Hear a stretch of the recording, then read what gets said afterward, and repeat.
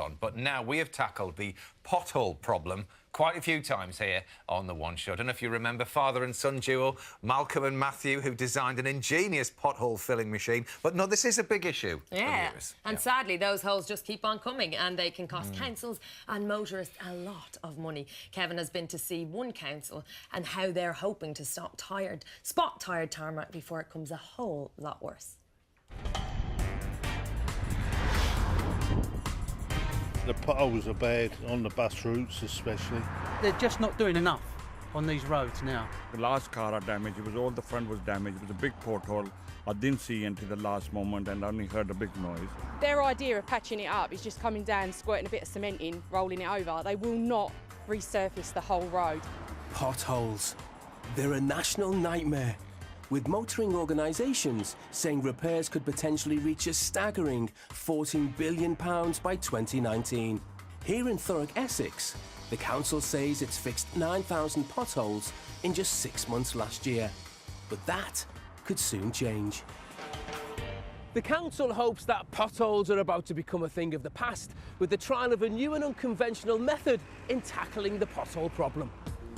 The One Show has been granted exclusive access to see what they're calling the Pothole Spotter in action. And I'm surprised to discover it means joining Thurrock Council's refuse team as they head out on their morning bin collections. Hi, you all right? Yeah, good, thanks. To explain how the bin collections are helping to spot potholes, we're joined by Dr. David Greenfield, whose research team are behind the trial. So, David, how are we helping to spot potholes in this bin lorry?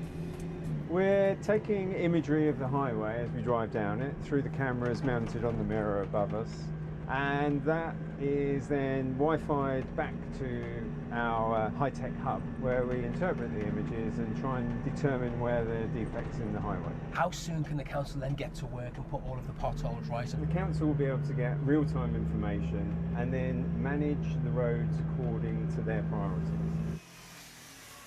I guess it's like the council's Hawkeye, isn't it, really? Absolutely. The Department for Transport has given Thurrock Council £183,000 to pay for the trial, which will run for the next 2 years. I detest potholes. One local resident and taxi driver who the council hopes will be pleased with this new technology is Ralph Morgan. The condition of these roads, they're not good. He says potholes are costing him £300 to £400 every year in repairs to his cab. Nothing's worse than going down a pothole when you've got passengers on board, you know. They've got to get their heads together and be more efficient in how they approach on repairing these potholes. It's not rocket science. So can Ralph be won over to the potential of the trial? David's invited us to take a closer look at the images gathered so far. This is the August version of a particular piece of the highway. You can see just here, it's a decent sized pothole, but it's not huge. We fast forward 5 months to February, and that's actually grown, and you can see a lot more cracks in the highway as a result of it growing bigger. What we'll be doing as part of the trial is having a snapshot every other week, so that we can then start to build up, for this bit of road, maybe 12 or 15 images over 12 months. So we can then give a really detailed viewing of how badly that deteriorates. Ralph's impressed with the technology behind the trial, but with the council yet to use this to actually fix any potholes, does he think real improvements will be seen on the roads? Providing the council act on the information that's supplied by this technology, you've got to rely on them then to make the repairs as soon as possible. And it's the speed at which the potholes are going to be tackled that's also concerning other locals. Instead of putting the cameras on the bin lorries, put that money into the roads.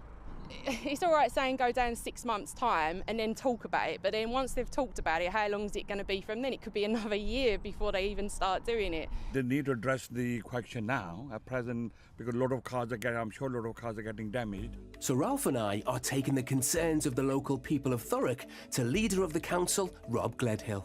What about the existing potholes you've got at the moment, Councillor Rob? If you can detect these problems and prevent them rather than just be reactive with the cure, we're going to be saving public money, and this is taxpayers' money we're pouring into the roads year on year.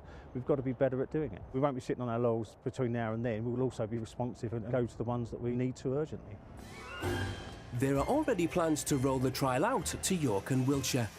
But has Ralph been converted by what he's seen today here in Thurrock? I'm very impressed, and hopefully this council will move forward in getting these potholes repaired. I've got to ask, can I get a lift home? I'll put my meter on. Cheers, Kevin.